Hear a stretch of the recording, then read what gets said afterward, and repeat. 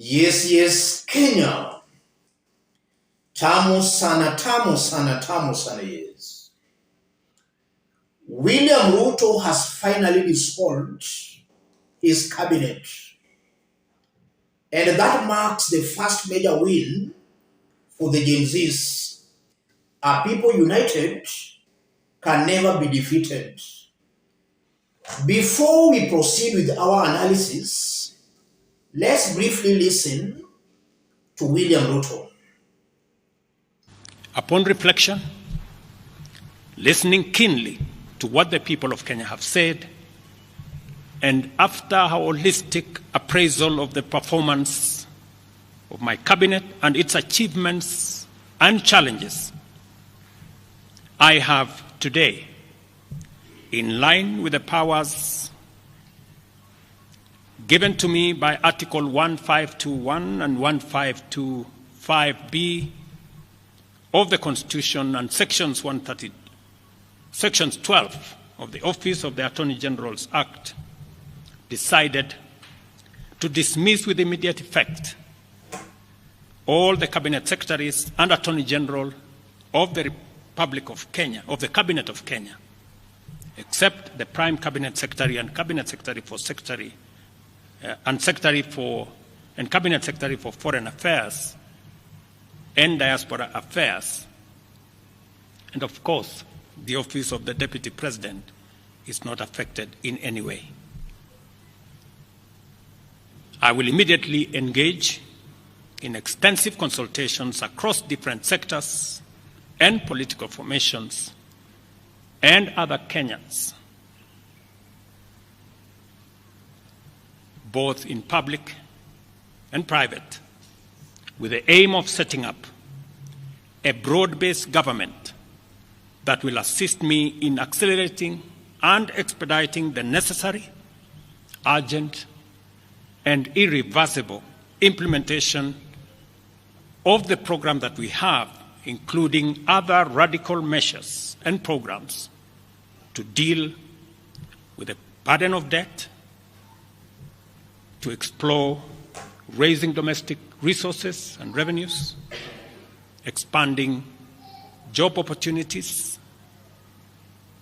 eliminating wastage and unnecessary duplication of a multiplicity of government agencies, and slaying the dragon of corruption, consequently making the government of Kenya lean, inexpensive, effective, and efficient.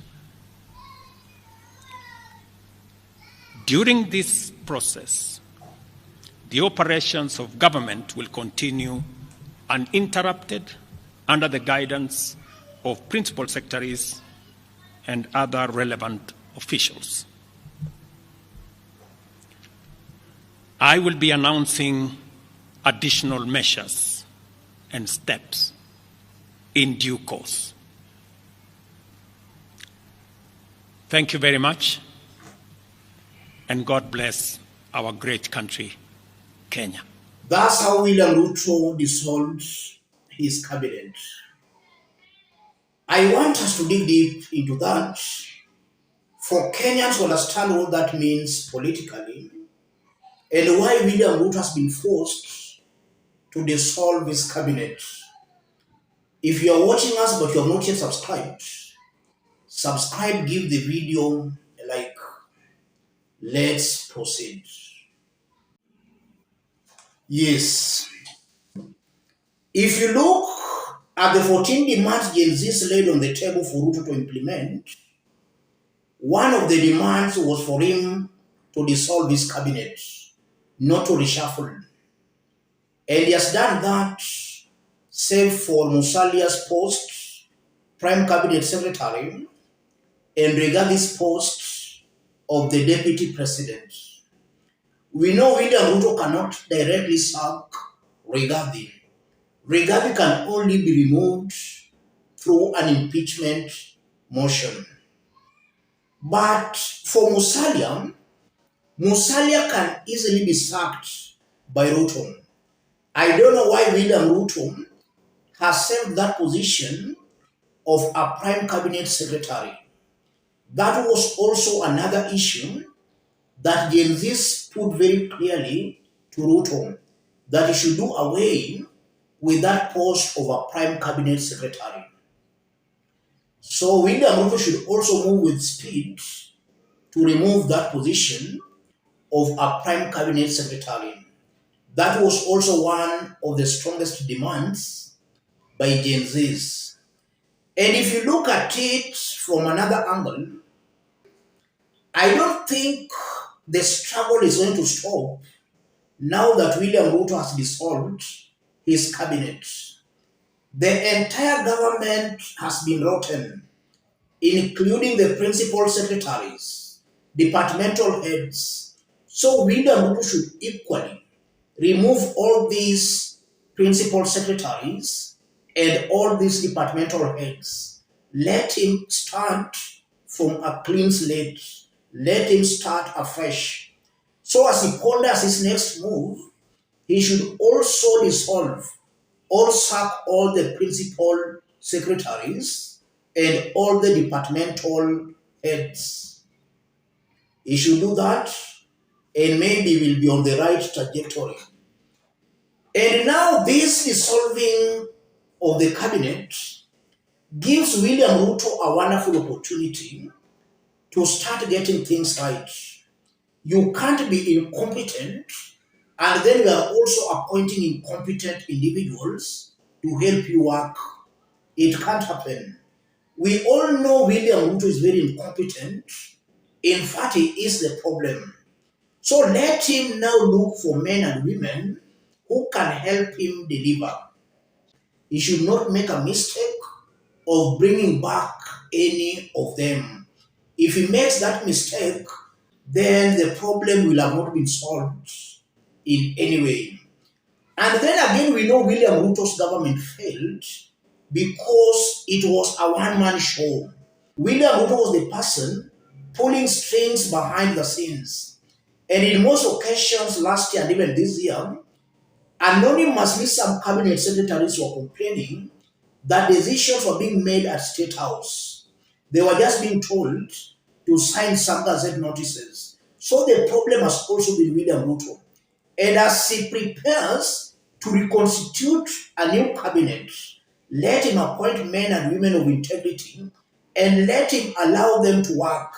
He should not interfere with their work. If he intends to interfere with their work, then we'll still face the same problem. I strongly believe the problem was William Ruto.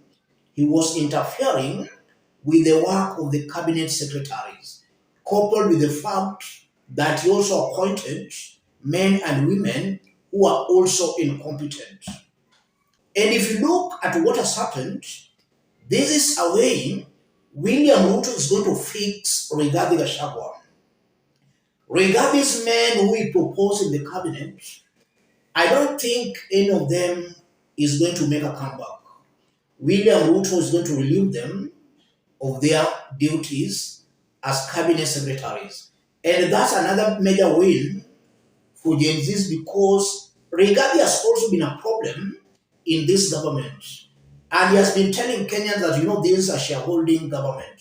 So removing of those shareholding cabinet secretaries is the right way to go. As I conclude, eventually Kenyans will still demand for William Ruto to go. So as William Ruto makes all these changes, he should know at the back of his mind that Kenyans lost trust and confidence in him long time ago. And the ultimate desire is for him to go. He should know that. So he has to behave with a lot of caution, not to anger Kenyans. Yesterday when he was speaking in Narok, he made some very annoying remarks. And even today before he announced dissolving his cabinet, he started by making unnecessary remarks and speeches. So William Ruto should also sober up.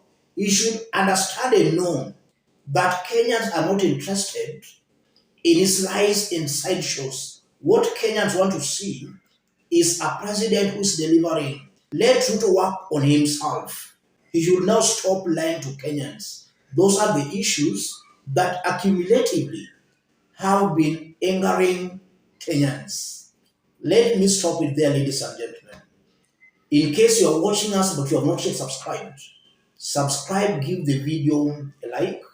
Any person watching us outside Kenya, drop a comment, let us know from which part of the globe you are watching us from. If possible, subscribe, give the video a like. Let's meet in our next analysis. Thank you.